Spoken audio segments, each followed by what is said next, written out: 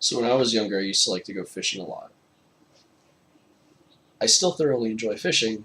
I just kind of don't really have the time for it anymore, which is really sad. But that was an activity that my dad and I and my brothers, everybody, we'd all go camping at Lake Casitas, um, and then we would go fishing on the shores there. And we had this cove. Oh, I've got two cool stories from fishing. Okay, I'm going to tell you one, which is how I lost my grandfather's pocket knife, which really sucked. And then another one about how I caught the same fish as somebody else. So, the pocket knife one first. Um, it's called an old timer or an old time pocket knife. It had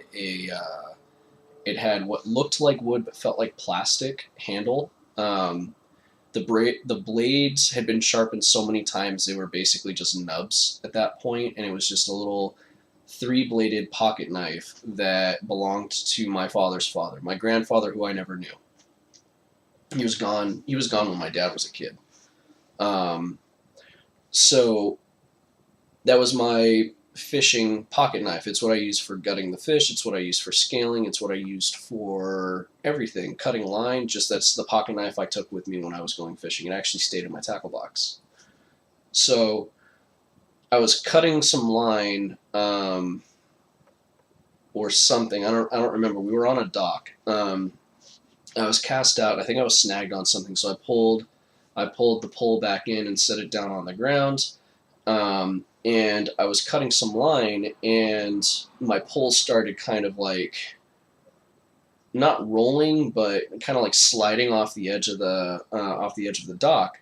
And so what I do is I let go of the knife to grab the fishing pole to keep it from falling into the water, thinking that the knife would just drop onto the dock and I'd be okay, or it would be okay. It did that. It dropped onto the dock, but then it thump thump thump thump thump rolled and then fell right in between the boards on the dock and fell right into the water. And I was so upset with myself over that. It was my grandfather's knife, and I never saw the thing again. My dad was real disappointed as well. He never said anything about it. He never said he was disappointed, but I could tell that he was. Because that belonged to his father, and he didn't have very many things left from his dad. He still doesn't have very many things left from his dad. So, that's just one more piece of him gone. So it's super, super depressing.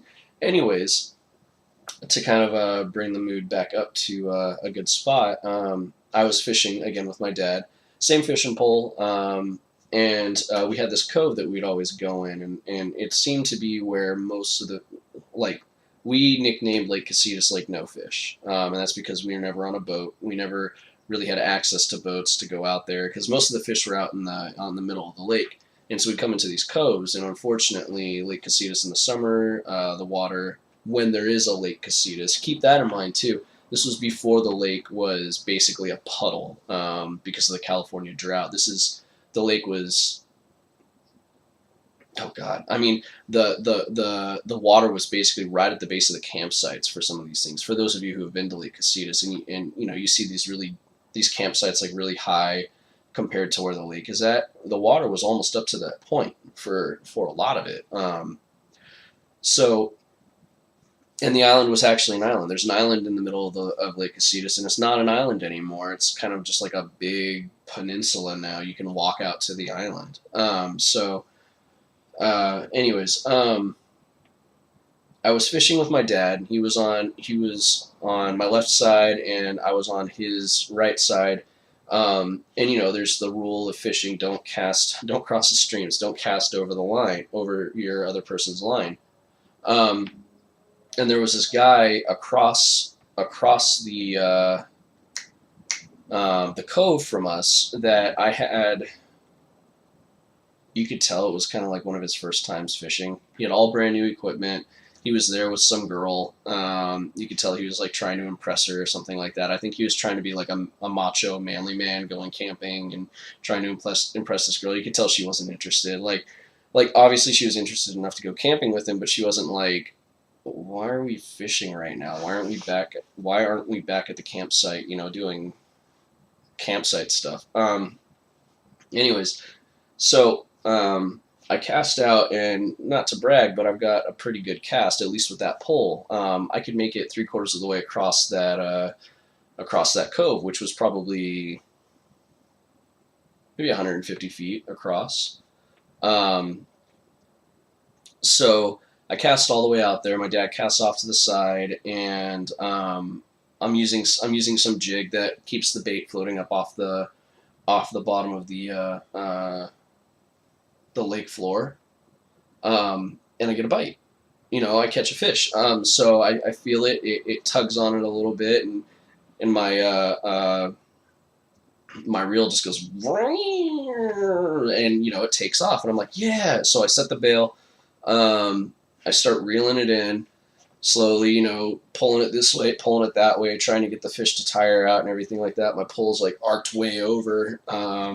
It was really cool. My dad's like, yeah, you got a fish, like really excited for me and everything like that, and kind of like sets his pole down in the holder and tries to coach me through it a little bit, even though I'd been fishing with them for so many years.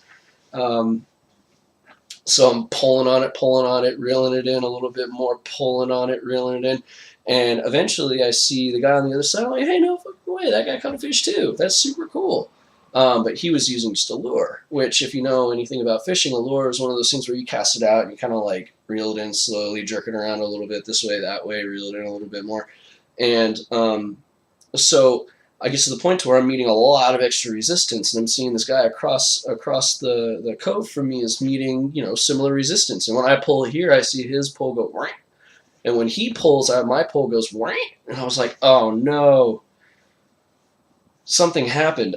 So the weirdest thing happened though with it is he had caught my line, and his hook ran down my line and then got back into the fish's mouth. So we had two hooks in this fish's mouth, and we were reeling in at roughly the same rate, roughly the same amount of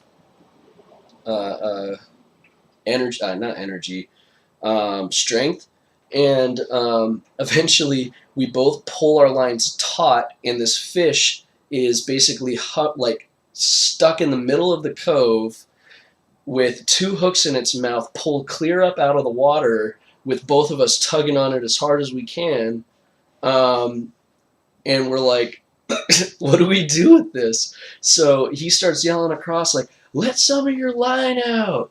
And I'm like, no, I'm not going to do that. You let some of your line out. So he ends up letting some of his line out, and I'm reeling in. We're still keeping it pretty taut along there because we didn't want to let the damn fish go. It was just a little bitty fish. It wasn't like this really big fish. And anyways, I was close to my limit anyways that day.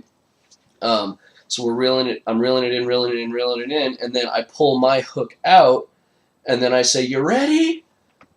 And he didn't realize that I was going to let him take the fish because he was going to have to reel it back across. And so he reeled it in, and he picks it up. He's like, "Yeah!" And the girl that he was with was acting impressed. I could tell from here or from there that she wasn't that impressed. But she gives him a kiss on the cheek, the whole thing. He feels macho, and he feels like a man. And it's like, I didn't really have the heart to tell him that he had caught my line and then ultimately caught my fish. So I wonder if that guy's still. I mean, he's got to be around there somewhere. He wasn't. Well, shit. I mean, I was probably 12 or 13 at that time, and he was in his mid to late 20s, I want to say. So he's obviously, I'm assuming he's still around. I'm wondering if he tells the same story. I'm wondering if he says, that little snot-nosed brat caught my fish. So it'd be interesting. It'd be interesting to see that somewhere at some point. It was, it's one of those, like, every fisherman has a fish story, or multiple, depending on how long they've been fishing for. But that's one of my fish stories. And also the story of when I lost my grandfather's knife.